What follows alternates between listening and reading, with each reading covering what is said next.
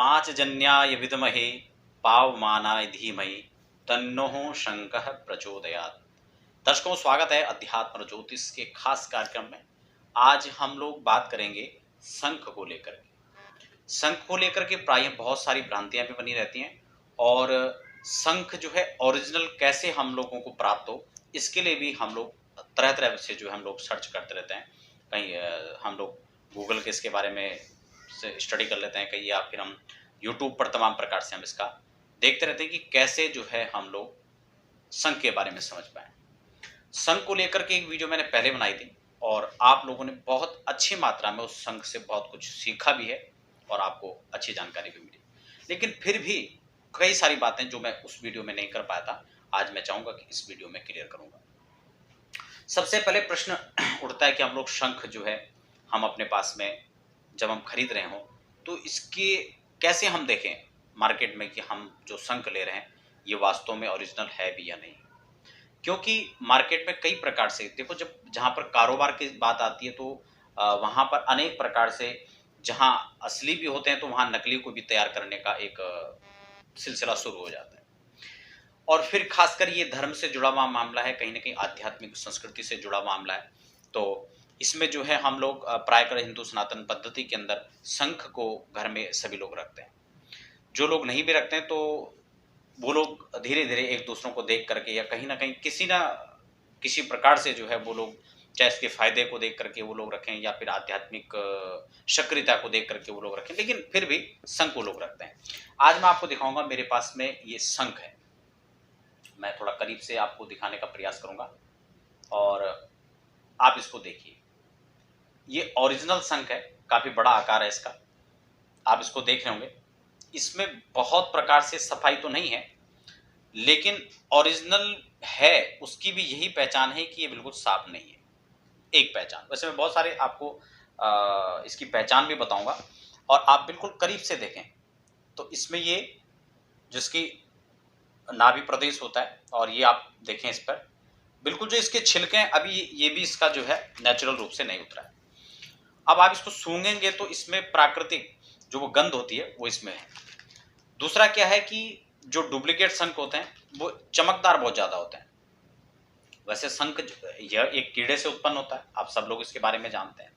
और खास बात ये कि जो कितने प्रकार के शंख होते हैं, एक दक्षिणावर्ती शंख होता है, एक वामावर्ती शंख होता है। ये इसको हम लोग वामावर्ती शंख कहते हैं। ये बजाने में काम आता है, पूजा में भी काम आता है। भगवान विष्णु का अभिषेक है वो इससे किया जाता है। दूसरी बात, वास्तु के हिसाब से देखा जाए, जो वास्तु दोष के निवारण के लिए शंख रखते हैं, या कहीं ना कहीं महालक्ष्मी की प्रसन्नता के लिए जो शंख रखा जाता है वह शंख वामावर्ती होता है। क्योंकि दक्षिणावर्ती जो शंख है वह समुद्र से उत्पन्न हुआ था, जब समुद्र मंथन हुआ था, इसलिए उस शंख को हम विष्णु के स्वरूप हम लोग मानते हैं और विष्णु शंख भी उसको जो है हम लोग कहते हैं। लेकिन जब वामावर्ती शंख की बात आती है तो वह शंख जो है लक्ष्मी का भाई भी हम इसको कहते हैं, क्योंकि लक्ष्मी जी भी जो है समुद्र मंथन से उत्पन्न हुई थी और शंख का प्रादुर्भाव भी वहीं से माना जाता है। इसलिए भगवान और माँ लक्ष्मी और भगवान विष्णु दोनों को परम प्रिय पात्र जो है शंख है। इसलिए भगवान के आपने देखा होगा उनके हाथों में भी शंख जो है हमेशा आपने देखा होगा। महालक्ष्मी की प्रसन्नता के लिए भी हम लोग शंख रखते हैं। और वास्तु के कई प्रकार से, क्योंकि हम लोग चाहे हमारा घर हो, ऑफिस हो, या जहाँ पर भी कार्यस्थल हम लोग जहाँ पर कार्य करते हैं, वहाँ पर कहीं ना कहीं किसी न किसी प्रकार, क्योंकि वह सब हमारे अनुरूप नहीं बन पाता है, तो कहीं ना कहीं वास्तु का जो दोष होता है, कुछ त्रुटियां वहां पर रह जाती हैं, तो उसके निवारण के लिए भी हम लोग वहां पर शंख स्थापित कर लेते हैं। प्राय करके जो दराज होता है या तिजोरियां जहां पर होती हैं, जहां धन को रखा जाता है, स्थिर रखा जाता है, वहां पर भी आप लोग शंख को रख सकते हैं। यह धन को स्थिर रखने के लिए और माँ लक्ष्मी की प्रसन्नता के लिए बहुत अच्छा माना जाता है। साथ ही हम लोग हमारे कार्यस्थल पर या घर में वास्तु का दोष है तो हम लोग वहां पर शंख रख सकते हैं। जब आप घर में शंख रखें तो आपको जो है क्या करना है, शंख में हमेशा जल भर करके रखना है।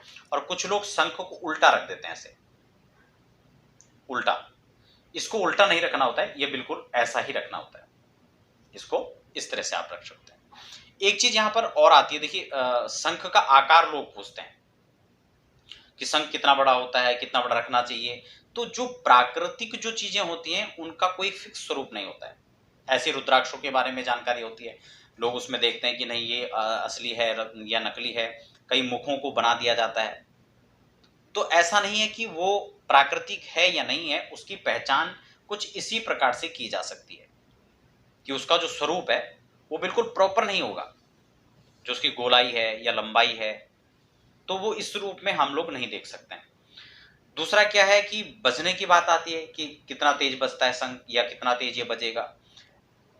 जो बजने की आवाज है वो प्रॉपर, जो नकली शंख भी मार्केट में मिलते हैं वो भी बहुत अच्छे बजते हैं।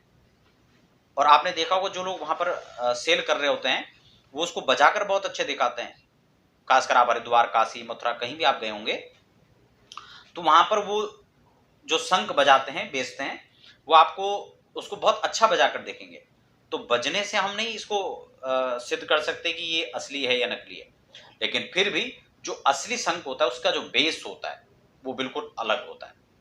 तो इसलिए जैसे कि इसमें मैंने आपको इसकी पहचान बताई है, ये यहाँ पर इसका देख रहे हैं आप लोग, ये बिल्कुल इसका छिलका है क्योंकि कीड़ा ही होता है।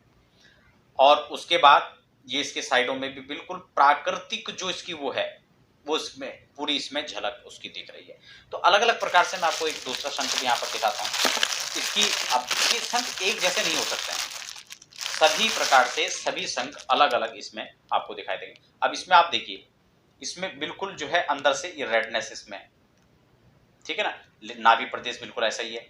आगे से भी इसका जो आप देखें कहीं से कई बार हम लोग भ्रांतियां हो जाती है कि टूटा हुआ है, ऐसा है, तो ये बिल्कुल ऐसा ही होता है स्वाभाविक रूप से।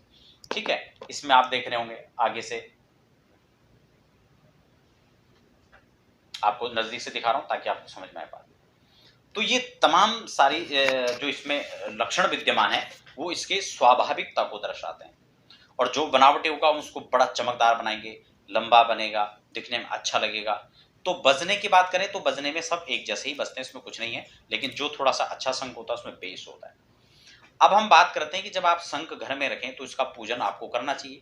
सबसे पहले इसको गर्म दूध में आपको जो है इसको डालना चाहिए, उसके बाद निकाल करके और फिर विष्णु का स्वरूप मान करके शंखस्त विष्णवे नमः इस मंत्र से आप इसका पूजन कर सकते हैं। और खासकर अब बड़े लंबे समय से जो है कुछ लोग शंख के बारे में पूछते रहते हैं, और हम कोशिश भी करते हैं कुछ लोगों को कि अगर वहाँ पर शंख उनको ओरिजिनल चाहिए तो हम भिजवाने के लिए भी हमने अब कुछ समय से एक व्यवस्था देखी है कि अगर कुछ लोगों को व्यक्तिगत वहाँ पर शंख चाहिए तो हम उसको प्रोवाइड भी वहाँ पर करा लेते हैं। तो उसके लिए आप हमारी वेबसाइट पर देख सकते हैं अलग अलग प्रकार। वैसे मैंने यहाँ पर आपको समझाने का प्रयास किया है जो आप कैसे इसको मार्केट के अंदर खरीदें, लेकिन फिर भी आपको लगता है कि आप वहाँ पर नहीं खरीद पा रहे हैं, हम कहाँ से मंगाएं। अक्सर ऑनलाइन लोग बहुत ज़्यादा मंगाते हैं, तो वहाँ पर कई लोग हमें फिर बताते हैं कि नहीं वहाँ पर साइज कुछ और था, फिर कुछ और दिख रहा था, पता लगा कुछ और मिला। तो ये सब सारी चीज़ें वहाँ पर उनके सामने उनको फेस करना पड़ता है। लेकिन आप खुद अगर मार्केट के अंदर इसको देखें तो मैंने कुछ लक्षण आपको बताएं, आप खुद इसको देखकर खरीद सकते हैं और समझ सकते हैं। तो ओरिजिनल शंख और डुप्लीकेट शंख में आप ये फर्क आराम से कर सकते हैं। कैसे शंख को स्थापित करना है ये मैंने आपको बता दिया। शंख को उल्टा नहीं रखना है, सुलटा ही उसको रखना है, जल भर करके रखना है नियमित रूप से, यह भी आपको ध्यान रखना है। पूजन भगवान विष्णु का अभिषेक होता है तो वह भी आप जो है अभिषेक उससे कर सकते हैं। आपको अपने धन का स्थान पर रखना है, तिजोरी में रखना है, तो वहां आप लाल कपड़े में इसको रख सकते हैं। ठीक है, और बाकी पूजन में आप इसको जल भर के रखें।